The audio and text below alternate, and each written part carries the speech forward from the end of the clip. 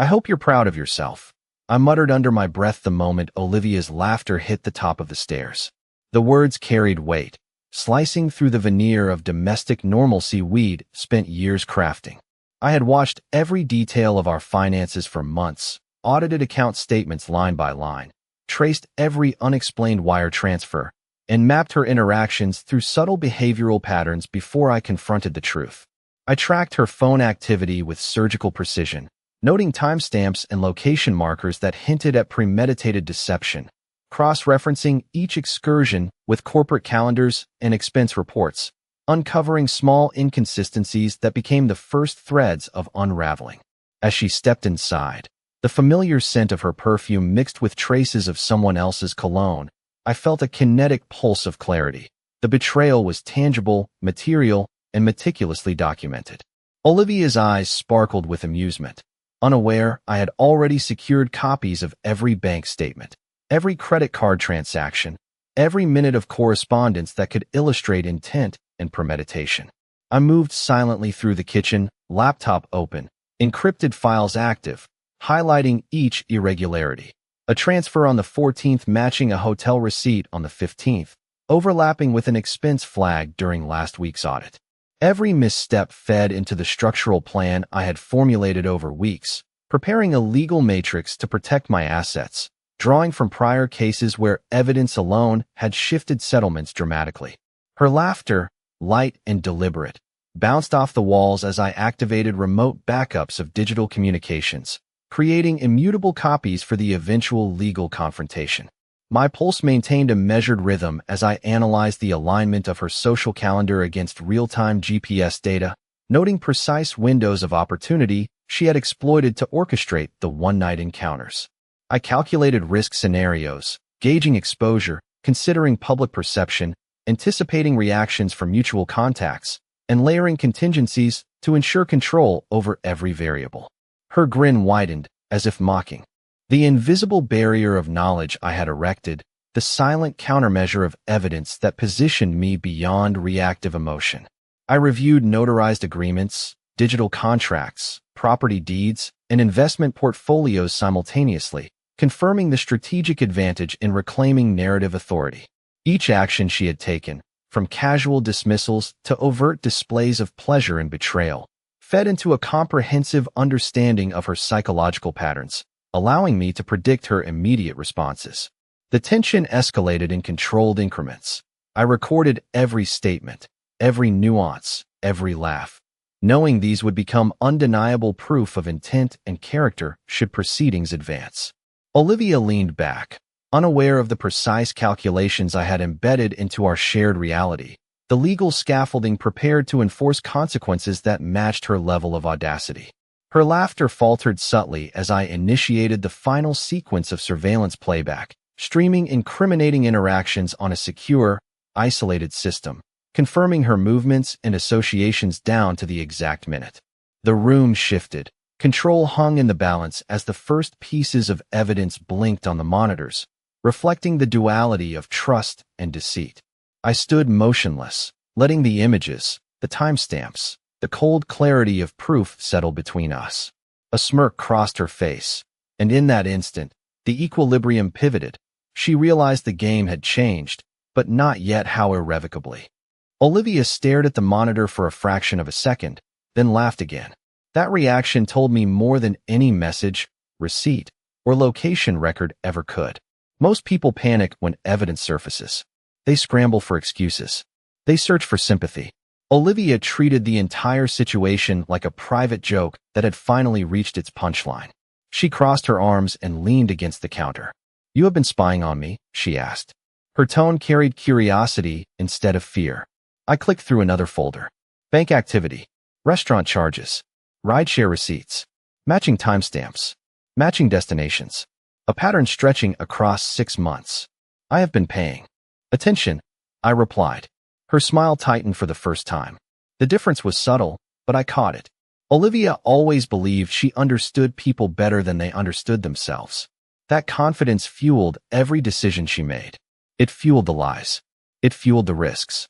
It fueled the assumption that I would remain exactly where she left me, waiting for scraps of honesty. She stepped closer and glanced at the screen again. Her eyes landed on a highlighted transaction. $480 charged to a luxury hotel outside downtown. The charge connected directly to an account she believed I never reviewed. She looked away immediately. That movement lasted less than a second, yet it confirmed everything. "So what now?" she asked. "You want an apology?" I opened another file. A spreadsheet filled the display.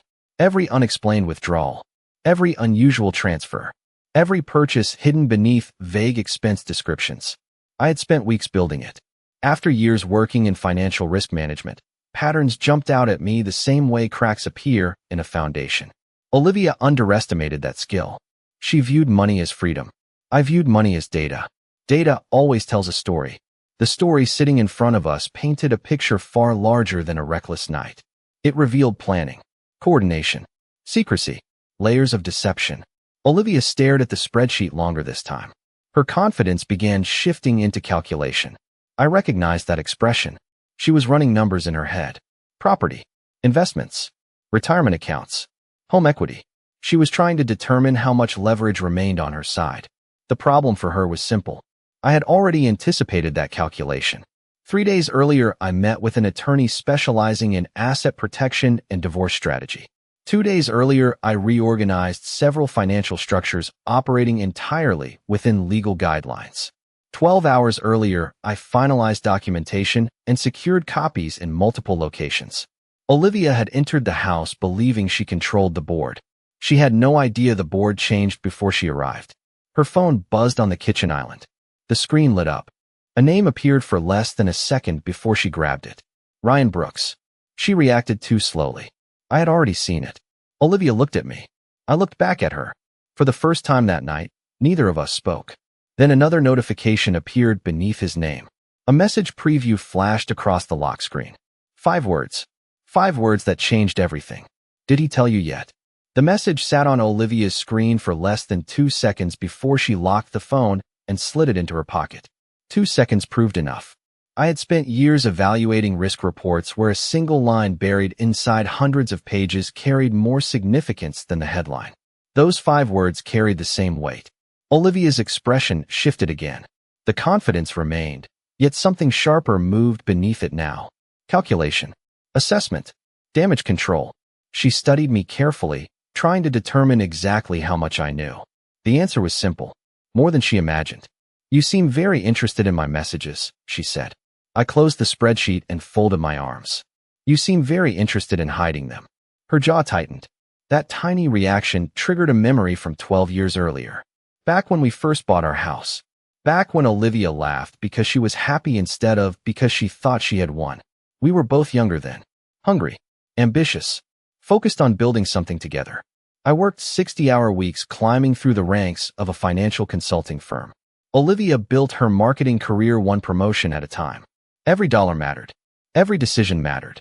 We planned everything on legal pads spread across our kitchen table. Retirement goals. Investment targets. Mortgage strategies. Vacation savings. We operated like partners. At least that was what I believed. Looking back, the first cracks appeared years before tonight. Olivia became fascinated with appearances, status, influence. Social circles filled with people who measured success through expensive dinners and carefully curated photographs. The changes arrived gradually, small enough to ignore. Then came secrecy, separate passwords, separate conversations, separate priorities. While I focused on building long-term wealth, Olivia focused on image. The distance expanded 1 inch at a time until an entire canyon sat between us. The strange part was how aggressively she protected the illusion. Every anniversary photo, every smiling social media post, every public display of affection.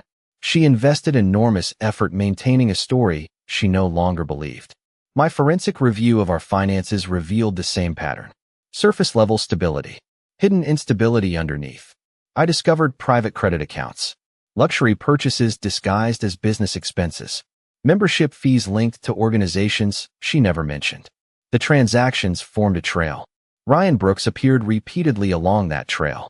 Restaurant reservations, event tickets, shared travel dates. He showed up everywhere once I started looking. Olivia watched me in silence.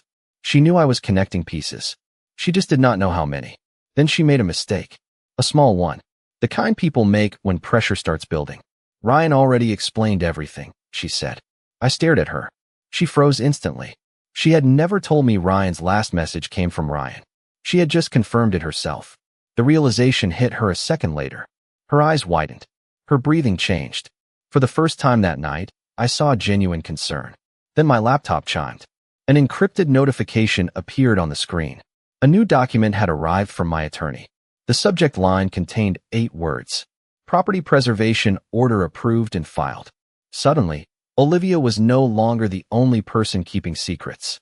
Olivia's eyes locked onto the subject line. The color drained from her face faster than any argument could have accomplished. She understood enough legal terminology to recognize the significance. Property preservation orders existed for one reason. Someone anticipated a fight over assets and moved first. I watched her process the implications in real time. The vacation property in Scottsdale. The brokerage accounts. The investment partnerships. The consulting business I spent 11 years building. Every piece of the financial structure she assumed would remain accessible suddenly. Sat behind a wall she never saw coming. You filed something? She asked. The question sounded smaller than the woman who walked through the door an hour earlier. I closed the laptop. My attorney filed something. Silence settled between us. Olivia's mind raced through possibilities. I could almost see the calculations forming behind her eyes. She had always excelled at social strategy. Reading rooms. Managing impressions. Influencing conversations. Financial warfare belonged to a different universe. I spent 2 decades operating inside that universe. Numbers told stories. Risk left footprints. Greed revealed patterns. 3 months ago, I started seeing those patterns emerge. At first, the anomalies seemed random. A transfer here. An unexplained expense there. Then the data began clustering. Every suspicious transaction linked back to a familiar timeline. Every timeline linked back to Ryan. The discovery pushed me deeper. I commissioned a forensic accounting review through a private firm that specialized in corporate fraud investigations. They mapped spending behavior across 24 months. Hidden subscriptions surfaced. Private travel expenses surfaced. Financial activity connected through layers of digital payment services surfaced. The report landed on my desk 2 weeks ago. Olivia never anticipated that level of scrutiny. Most spouses react emotionally. I reacted analytically. The difference changed everything. You hired investigators? She asked. I nodded once. Her expression hardened. That is insane. I almost laughed. Insane was spending months constructing parallel relationships while maintaining the appearance of commitment. Insane was assuming nobody would notice the trail left behind. Insane was believing evidence disappears because people refuse to look for it. Olivia pulled out her phone and typed rapidly. The screen reflected against her eyes. Message after message. Probably Ryan. Probably damage control. Probably panic disguised as confidence. Then something unexpected happened. Her phone rang immediately. She answered before the second vibration. Ryan, she said. Her voice sharpened. She listened for several seconds. Then her posture changed. Every muscle tightened. Every trace of confidence vanished. She walked toward the hallway seeking privacy. I followed at a measured pace. She stopped speaking the moment she realized I was behind her. That reaction alone confirmed the conversation mattered. Then I heard Ryan's voice through the speaker. Loud enough. Clear enough. One sentence reached me before Olivia pulled the phone away from her ear. Your husband called my employer before midnight. Olivia turned slowly and stared at me as if she had never seen me before. The truth was simple. I had never called Ryan's employer, which meant someone else had. And judging by the fear spreading across Olivia's face, another player had just entered the game. The room felt taut with anticipation as Olivia processed the implications of the property preservation order. Every minute movement, every glance she directed at the spreadsheets revealed her calculation of risks. I moved deliberately, opening additional files on my secure terminal, integrating forensic accounting data, banking statements, and digital contracts into a cohesive timeline. Each document illuminated her repeated attempts to manipulate joint assets. I traced every wire, every hidden expense, reconstructing months of clandestine activity. The forensic analysis confirmed her pattern. She synchronized her actions with Ryan's schedule, ensuring maximum separation from scrutiny. Simultaneously, I cross-referenced all corporate filings for the limited partnership I controlled, uncovering anomalies she had assumed would remain unnoticed, including unexplained distributions and silent beneficiaries. I activated secure alerts to monitor any attempt to access the brokerage accounts or property deeds remotely, establishing a network of defensive mechanisms that functioned autonomously, logging every interaction for legal purposes. Olivia's expressions fluctuated, revealing her cognitive recalibration as she realized the extent of my preparation. She paced briefly, then paused by the wall, her eyes narrowing on the sequence of notifications on her phone. Each notification traced to a financial institution she had attempted to manipulate or a third-party record she assumed she had erased. My observation of her body language informed the next step. She expected confrontation, but not the methodical, silent architecture of control I had assembled. I switched to the encrypted communication logs, displaying all intercepted messages between her and Ryan, each message color-coded to indicate the timeline, intent, and level of coordination. She glanced at the screen, a slight hitch in her breath betraying recognition of the evidence's irrefutability. I then opened the legal memorandum outlining my next moves in asset protection and potential divorce proceedings, integrating financial data, chronological logs, and behavioral analysis into a singular tactical framework. Olivia's gaze flicked between the digital evidence and the memorandum, processing the reality that every action she had taken had been anticipated, cataloged, and prepared against. Her attempt to reassert psychological dominance faltered as she recognized the scope of preemptive measures I had implemented. Just as she began to step back toward the counter to reclaim her phone, a notification appeared on my terminal, a time-stamped alert indicating an unexpected access attempt to one of the investment accounts she had believed was beyond scrutiny. The alert signaled immediate exposure and an irreversible shift in the power dynamic. Olivia froze, comprehension dawning as the automated system registered her unauthorized intrusion and flagged it for real-time tracking. The sudden appearance of this data point altered the trajectory of our confrontation, setting the stage for an escalation she had neither anticipated nor prepared for. I initiated the next phase of action with precise deliberation, opening a series of encrypted accounting ledgers while simultaneously reviewing notarized property deeds. Each movement tracked her responses, her glances, and the micro-expressions betraying fleeting panic that she attempted to mask with composure. I executed layered queries across multiple banking institutions, tracing every transaction linked to Ryan, confirming overlapping timelines, and coordinating hidden expenditures with meticulous precision.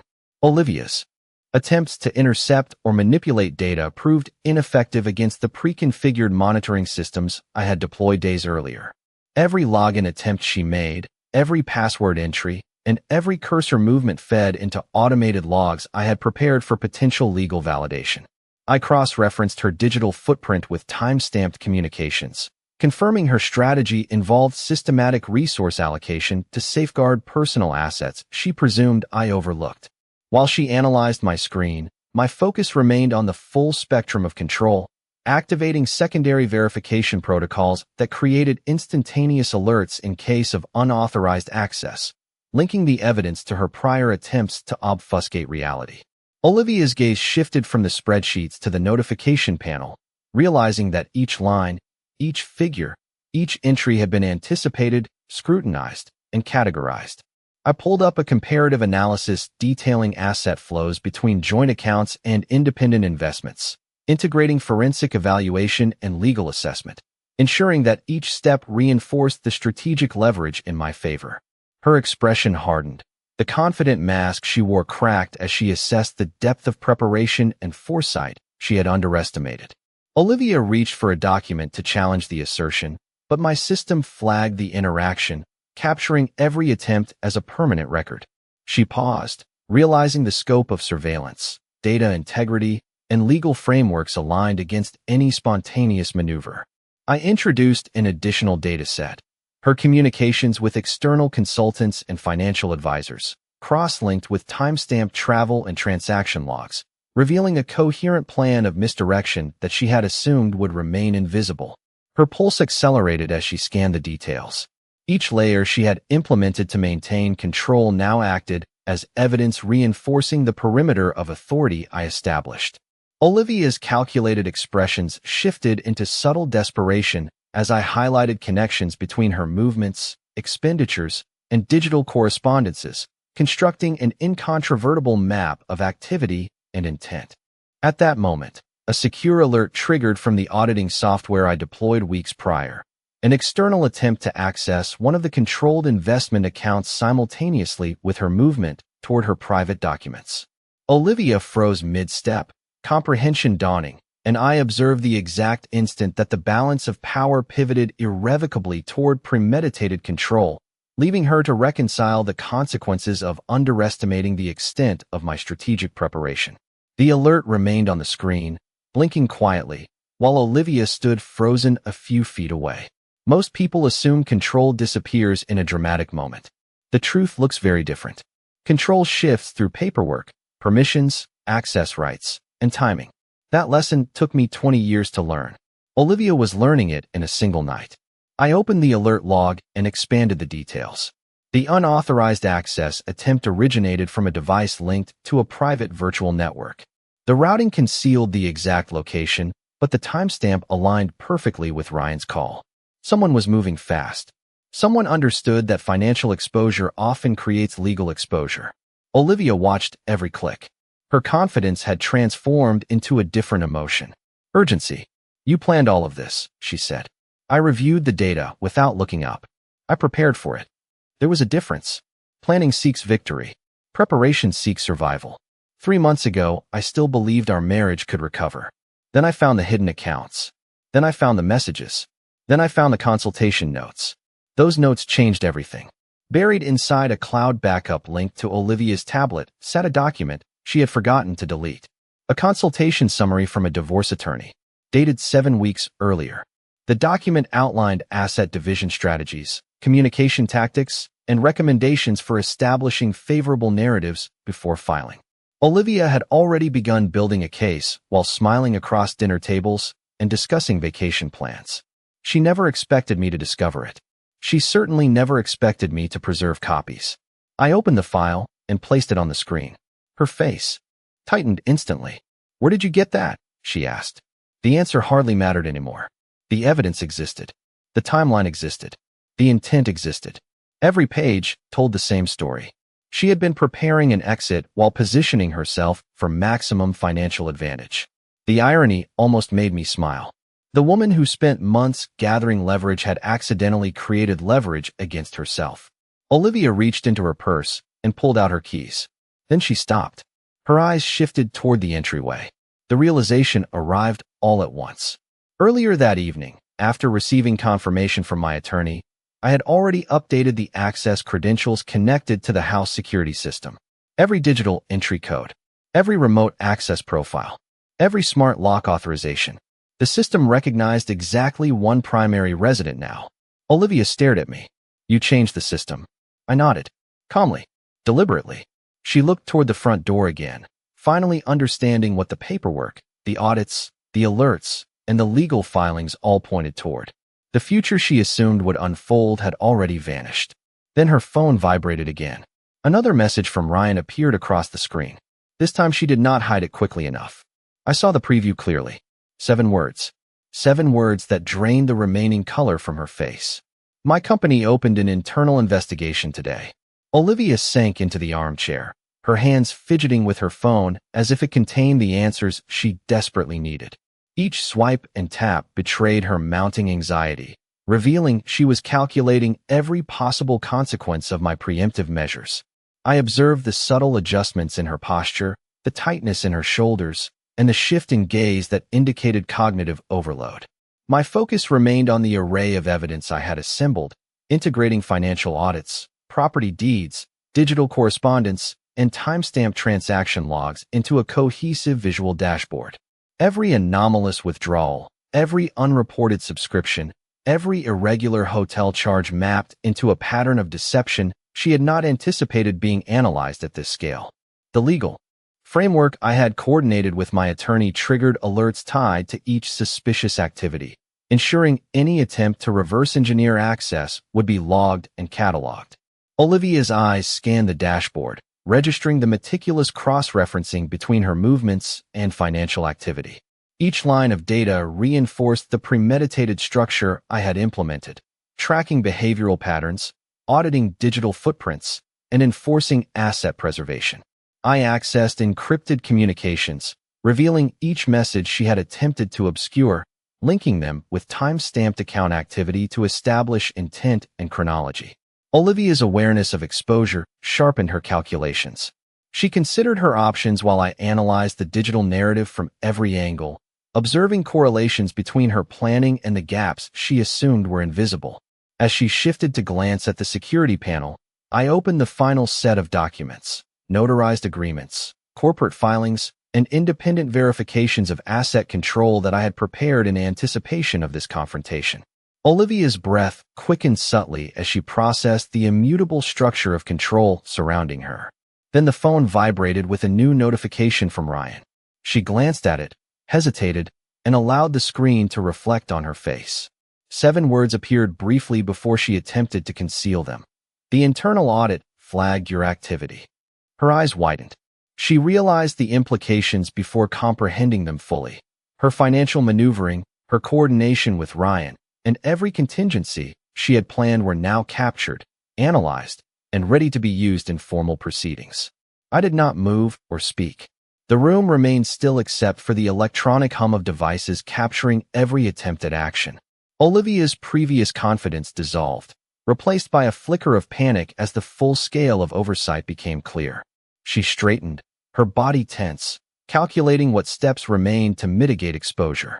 Then, a second alert appeared, an automated timestamp showing an attempt to access a locked investment account from a location she had assumed secure.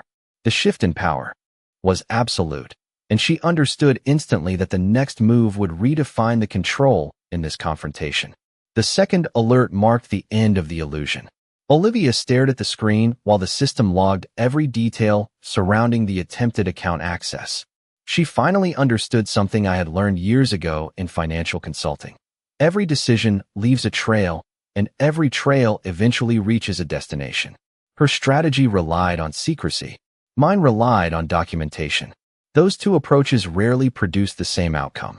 Over the next several weeks, the legal process unfolded exactly as my attorney predicted.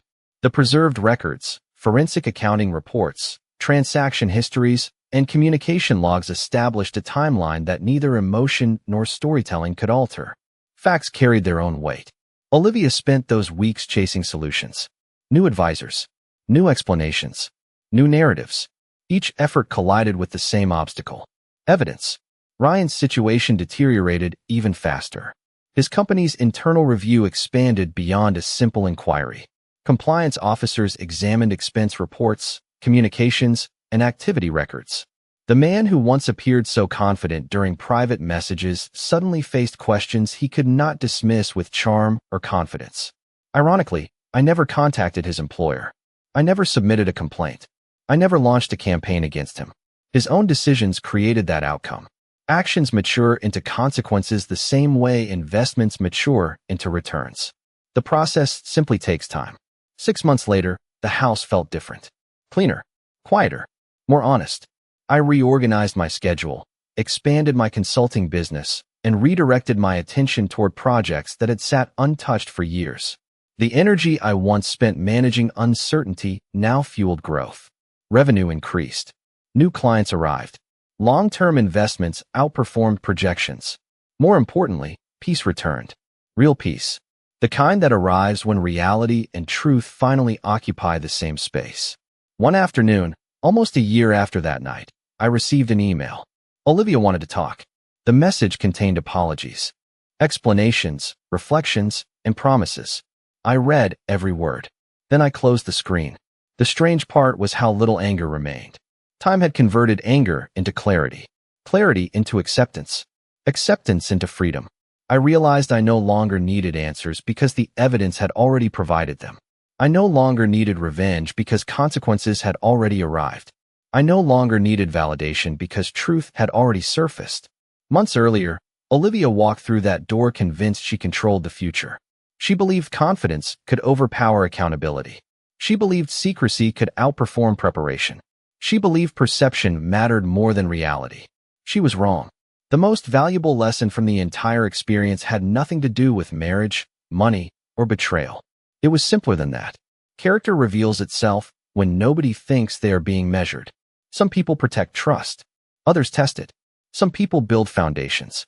Others gamble with them. Eventually, every choice appears on the balance sheet of life.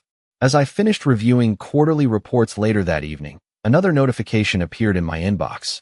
The sender's name made me pause. Ryan Brooks,